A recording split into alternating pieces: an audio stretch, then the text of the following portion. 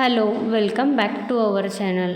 Hotel Ayodhya Kolhapur येथे आज आम्ही गेलो होतो, जिथे जागर रानभाजी संवर्धनाचा खाद्य महोत्सव 2025 बघण्यासाठी. तर ह्या खाद्य महोत्सवामध्ये सगळ्या रानभाज्या त्यांनी प्रदर्शनामध्ये ठेवल्या होत्या आणि त्याचसोबत प्रत्येक रानभाजीची माहितीसुद्धा इथं आपल्याला दिली होती. प्रत्येक रानभाजीची माहिती, त्याचे उपयोग, त्याचे गुणधर्म हे खूप छान पद्धतीनं इथं मांडले होते आणि त्याच्यासोबतच ती रानभाजीसुद्धा आपल्याला बघायला इथं ठेवली होती.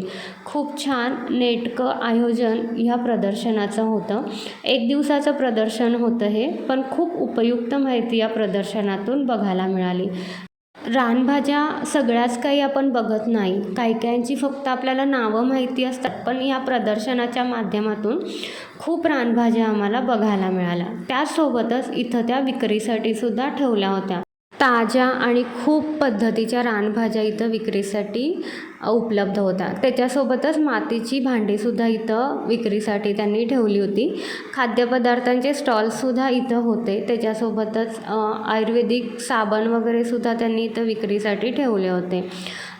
खाण्याचे सुद्धा स्टॉल होते आणि जे काही पदार्थ होते ते ह्या रानभाज्यांमधून बनवलेले पदार्थ इथं विक्रीसाठी उपलब्ध होते आणि ह्या पदार्थांची चवसुद्धा खूप छान होती.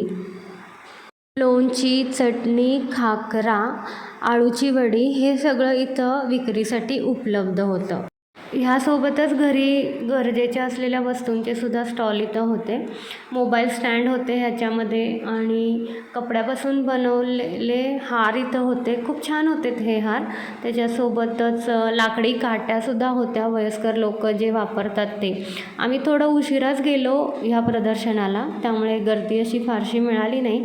इथं रोपंसुद्धा विक्रीसाठी ठेवली होती. प्रदर्शनाचं नियोजन खूप छान होतं, नेटकं होतं. खूप छान माहिती मिळाली ह्या प्रदर्शनातून आणि त्यासोबतच आम्ही येताना इथून रानभाज्यांपासून बनवलेली भजीसुद्धा घेऊन आलो, जी खूप टेस्टी होती. व्हिडिओ कसा वाटला हे कमेंट्स करून नक्कीच सांगा. Thank you for watching.